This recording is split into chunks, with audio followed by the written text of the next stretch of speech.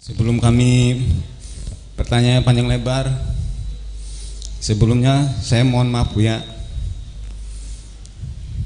Ketika kami tinggal di Perumnas, yaitu di Lobunta khususnya, kami terharu sekali. Ada orang Ternate waktu itu. Ketika kami ngaji, malah kami dipoyoki. Yang kami baca, yang kami itu waktu itu surat apa ya? Saya ambil lupa. Sampai-sampai kami mendapat cemoohan, intinya sih kurang lebihnya orang Ternate itu, kamu ngaji ngerti nggak artinya aja. Cuman kami jawab, saya nggak ngerti artinya. Cuman ketika guru kami menceritakan masalah ngaji, jangan isinya dulu, minimal bacaannya dulu yang benar. Kalau kamu benar, kamu cari guru yang lebih berpengalaman. Pertanyaan yang kedua Buya, ketika di Jawa, karena kami suku-suku Jawa Buya, itu ada sajadah hijau di belakang imam kalau nggak salah, kalau nggak hijau putih. Ketika kami kecil waktu tinggal di Jawa, kami dibawa sama mbah kami atau kakek kami pas waktu itu sholat Jumat kalau nggak salah. Ketika kami menduduki menapaki menginjak salah satu sajadah hijau waktu itu, kami ditarik oleh mbah kami. Lo kowe ojo ning kono, kata orang Jawa nih. Ojo ning kono iku dudu bagianmu. Bagianmu durung ngerti apa-apa. Nah, pertanyaan itu saya juga ngerti sampai sekarang. Mohon dijawab guru, apakah itu memang layak buat orang yang lebih paham, yang lebih ngerti, terutama di bab mengenai pesolatan atau Quran. Kurang lebihnya saya mohon maaf. Nah, yang terakhir saya mohon maaf Buya, ya memang saya sedih sekali karena kami jauh-jauh dari Jawa, tidak mempunyai seorang ibu karena kami ingat sama ibu kami. Kurang lebih saya mohon maaf. Assalamualaikum warahmatullahi wabarakatuh. Iya, begini, apakah harus orang Islam seluruh dunia ketika membaca Quran harus tahu artinya? Enggak. Al-muta'abbadu bitilawatih itu artinya ketika dibaca punya nilai ibadah di situ. Apalagi orang Indonesia, nyong saya tuh dulu di Tunis tuh kalau malam minggu ini banyak orang-orang Arab datang ke rumah saya. Ya ada dokter, ada pengacara, ada notaris kan gitu, datang sambil bawa Quran, menanyakan makna-makna dalam Al-Quran yang mereka nggak paham. Ya Syekh Abdul Syakur, sino hada mana? Ikhla'na alaika innaka bilwadil muqaddasi tuwa. Sino mana tuwa? Tuwa itu apa aja? Nggak paham, apalagi kita. Yang penting termasuk tajwidnya, panjang pendeknya, haram nanti dosa. Siapa yang bilang baca Quran salah dosa? Kalau pengen baca Quran yang benar, ya harus salah dulu. Nggak mungkin benar dulu lalu salah tuh. Salah dingin tulis benar ditulis salah, ngaco sih emang. Jadi kalau tidak melakukan kesalahan baca berulang-ulang ya gak bener-bener. Nah kalau baca Quran salah tajwidnya dosa, ya sudah nggak usah baca Quran lagi, nggak ada dosanya. Ya kan begitu. Jadi kalau mana mah sampai sekarang bahwa mana Al-Quran sendiri itu sampai sekarang satu ayat dimaknani oleh para imam berbeda-beda. Apalagi kita, firman Tuhannya aula mastumun nisa. Kata mazhab Syafi'i nyenggol istri batal, kata Maliki tidak batal, kata Imam Hambali kalau tidak ada syahwatnya tidak batal, kalau ada syahwatnya batal. Yang benar mana? Ayatnya satu. Ini firman Allah yang sangat halus, yang sangat lembut, yang sangat istimewa. Tidak dengan mudah dapat kita pahami seperti itu. Perlu perenungan yang dalam, betul nggak? kalimat yang sederhana saja, orang ngomong di pinggir jalan sering kita salah paham kok. Anda masuk ke restoran, ada teman, Kang, mangga diatur di dahar. Alhamdulillah, lagi lapar, ada orang ngajak makan. Duduklah makan, telep. Setelah selesai pun tenggang, bayarnya dewek baik. Tidak memahami apa maksud orang yang berbicara itu, bahwa itu sebatas basa-basi, bukan ngajak makan. Nah, di sini juga di Pegambiran ada janda muda. Saya nanya, "Nok, idah pirang dina maning? Idahnya berapa hari lagi?" Nggak jawab, diam.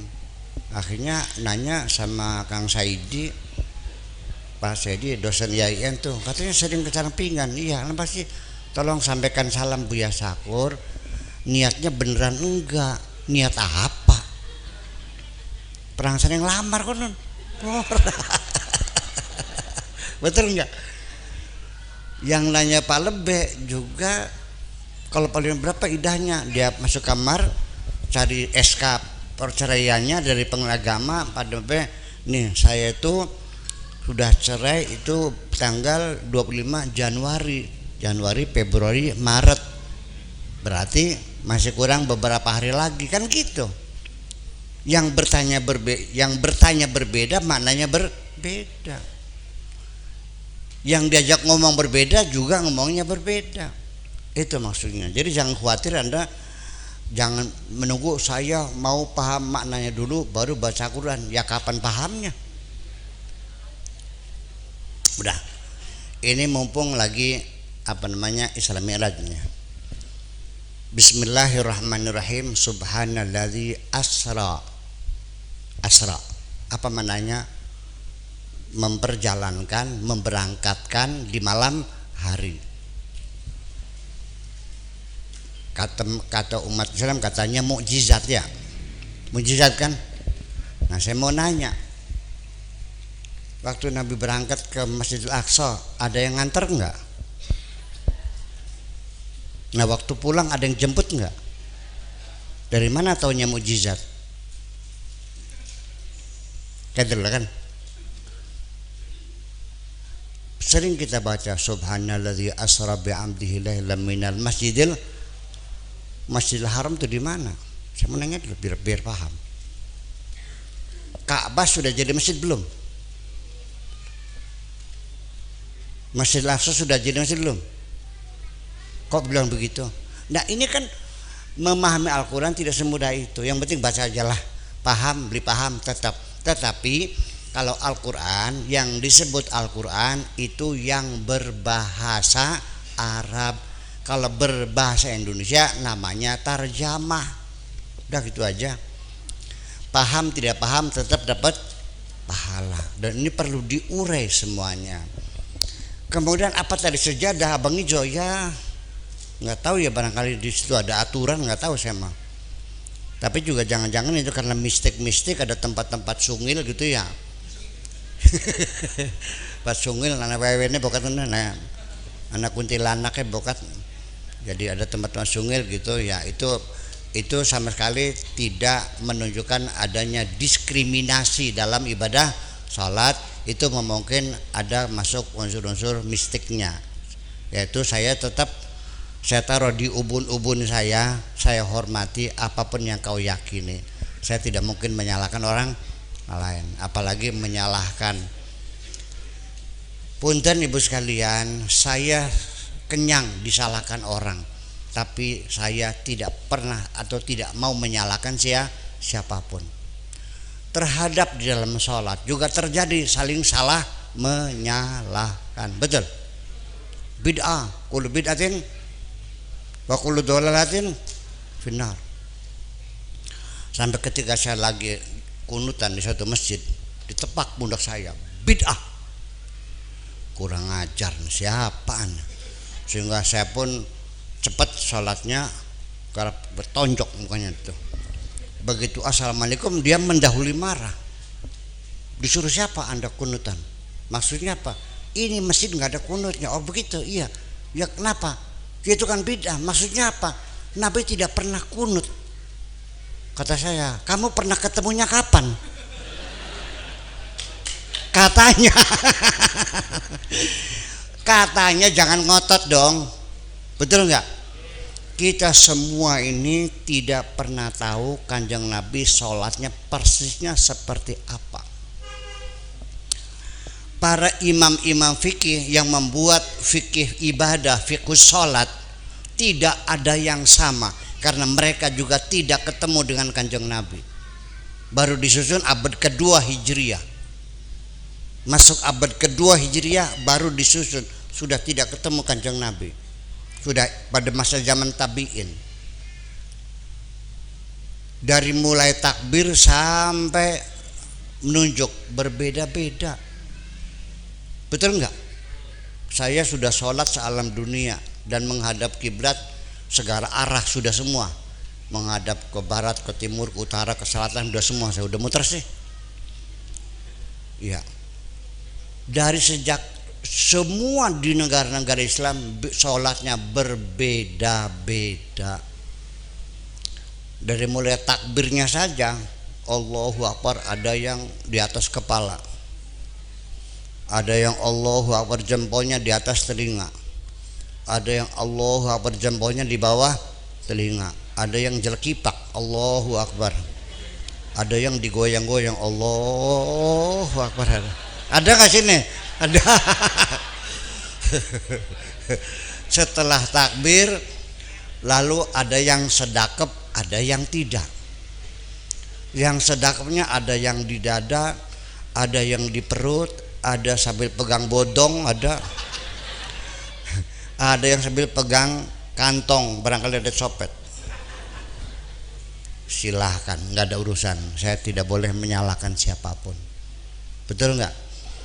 Sampai basmalahnya dibaca dan tidak. Ada yang alhamdulillahirabbil alamin, ada yang baca bismillahirrahmanirrahim, ada yang tanpa bismillah, ada yang baca Fatihah, ada yang tidak. Wa idza qumtum ila sholati faqra'u ma tayassara minal Qur'an. Allahu akbar, qul huwallahu ahad. Sah, silakan. Dalilnya ada, idza qumtum ila sholat, ketika kamu sholat, faqra'u, bacalah ma tayassara, yang paling gampang. Kulhu sama Al-Kautsar, udah dua cukup. Dengan modal dua ayat saja kita sudah bisa sholat kok.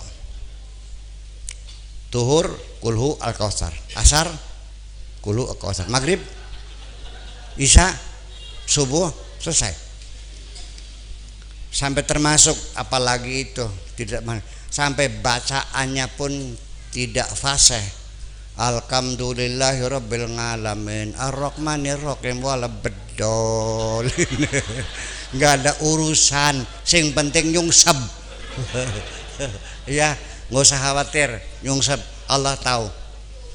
Jadi jangan nunggu saya mau belajar dulu, kalau sudah pinter baru sholat. Jangan begitu, nyungsep saja dulu sambil belajar, kan gitu.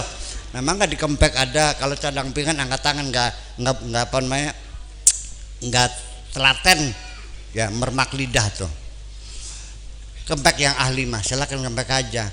Nanti setelah belajar tetap pelo, ya sudah, tempok kena Gusti Allah kader singgawe pelo siapa?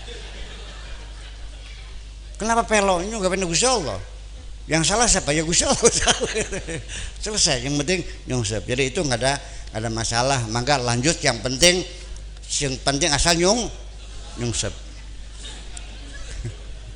Bu, belum tentu ibu-ibu yang dulu belum tidak berkesempatan pesantren, belum kesempatan ngaji karena sibuk bantu orang tua, kan begitu ya. Ya sudahlah, Allah juga tahu. Yang penting hatimu yang baik.